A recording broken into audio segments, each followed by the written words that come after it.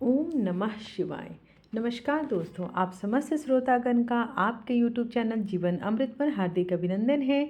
आज की वीडियो में श्रावण माह महात्म कथा का 13वां अध्याय श्रवण करेंगे, जिसमें दुर्वा गणपति व्रत का विधान बताया गया है। संत कुमार बोले, हे भगवान, व्रत के द्वारा अतुल्य सौभाग्य की प्राप्ति होती है और मनुष्य पुत्र पौत्र धन ऐश्वर्य तथा सुख को प्राप्त करता है। हे महादेव, व्रतों में उत्तम इस व्रत को मुझे कहिए। ईश्वर बोले, हे संत कुमार, तीनों लोकों में विख्यात दुर्वा गणपति व्रत है। सर्वप्रथम भगवती पार्वती ने श्रद्धा के साथ इस व्रत को किया था। हे मुनिसत्तम, इसी प्रकार पूर्व में सरस्वती, महेंद्र, विष्णु, कुबेर, अन्य देवता, मुनिजन, गंधर्व, किन्नर, इन सभी ने भी इस व्रत को किया है। श्रावण मास के शुक्ल पक्ष की शुद्ध व महापुण्यदायिनी चतुर्थी तिथि को इस व्रत को करना चाहिए, क्योंकि उसी दिन से पाप का समूह का नाश हो जाएगा। चतुर्थी के दिन स्वर्ण पीठासीन स्थित एक दंत गजानन विघ्नेश की स्वर्णमयी प्रतिमा बनाकर उसके आधार पर स्वर्णमय दुर्वा को व्यवस्थित करने के पश्चात विघ्नेश्वर को रक्त वस्त्र से विशेषित ताम्रमय पात्र के ऊपर रखकर सर्वोत्त भद्र मंडल में रक्त पुष्पों से अपारमर्क होकर सम्मी, दुर्वा, तुलसी, बिल्व पत्र, इन 5 पत्रों से, अन्य उपलब्ध सुगंधित पुष्पों से, सुगंधित द्रव्यों से, फलों से तथा मोदकों की उनकी पूजा करनी चाहिए। इसके बाद उन्हें उपहार अर्पित करना चाहिए। इस प्रकार अनेक उपचारों से भी गिरिजा पुत्र विघ्नेश की पूजा करनी चाहिए। स्वर्ण निर्मित इस प्रतिमा में मैं विघ्नेश का आवाहन करता हूँ, कृपा निधि पधारें।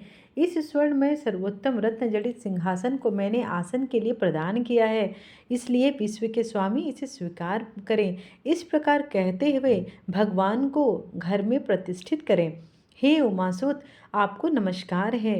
हे विश्वव्यापिन, हे सनातन, हे मेरे समस्त कष्टों को हरने वाले, हे प्रभु, मेरे समस्त पापों को दूर करने वाले, मैं आपको पाद्य समर्पित करता हूँ। गणेश्वर देव, उमापुत्र तथा मंगल का विधान करने वाले को मैं अर्घ्य प्रदान करता हूँ। हे भगवान, आप मेरे इस अर्घ्य को स्वीकार करें। हे विनायक, सूर तथा वर प्रदान करने वाले, मैं आपको नमस्कार करता हूँ। मैं आपको कोटि कोटि नमस्कार करता हूँ।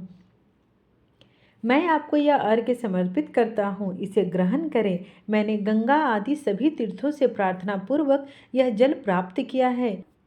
आपके स्नान के लिए मेरे द्वारा प्रदत्त इस जल को स्वीकार करें।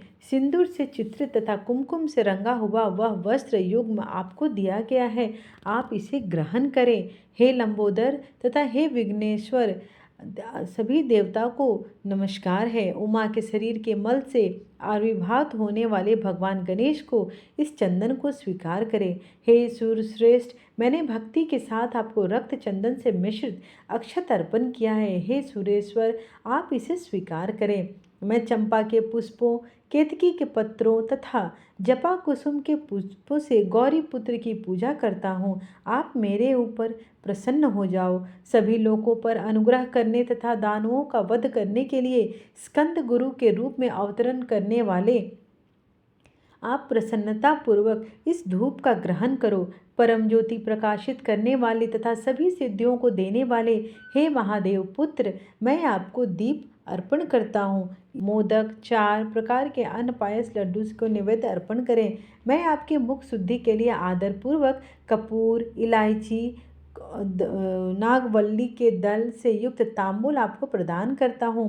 हिरण्यगर्भ के गर्भ में स्थित अग्नि के स्वर्ण बीज को मैं दक्षिणा के रूप में आपको प्रदान करता हूँ। अतः आप मुझे शांति प्रदान कीजिए। हे गणेश्वर, हे गणाध्यक्ष, हे गौरी पुत्र, हे गजानन, हे शिवपुत्र, आपकी कृपा से मेरा व्रत पूर्ण हो। इस प्रकार अपने सामर्थ्य के अनुसार भगवान विघ्नेश्वर का विधिवत पूजन करना चाहिए। जो मनुष्य 5 वर्ष तक इस प्रकार व्रत करके उद्यापन करता है, वह मनोवांछित फलों को प्राप्ति भी करता है और मृत्यु के पश्चात भगवान शिव के लोक को जाता है।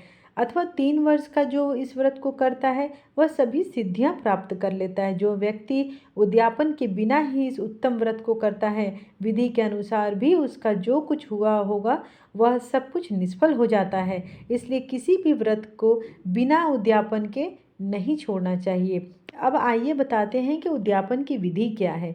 उद्यापन के दिन प्रातःकाल तिलों से स्नान करें। उसके बाद व्यक्ति एक पल या आधा पल या उसके भी आधे पल की स्वर्ण की गणपति की प्रतिमा बनाकर पंचगव्य से स्नान कराकर भक्ति तथा श्रद्धा के साथ इन 10 नामों से मंत्रों से दुर्वा दलों से सम्यक पूजन करें।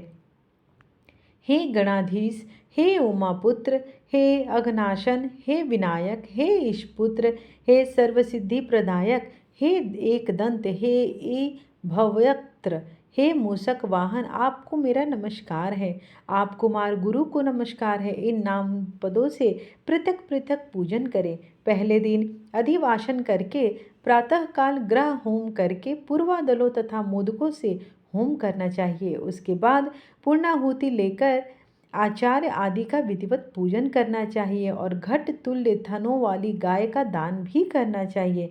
हे वत्स, इस प्रकार व्रत करने पर मनुष्य सभी मनोरथों को प्राप्त कर लेता है। हे सनंत कुमार, अपने प्रिय पुत्र गणेश के व्रत करने से संतुष्ट होकर मैं उस मनुष्य को पृथ्वी पर सभी सुख प्रदान करके अंत में उसे सद्गति देता हूँ।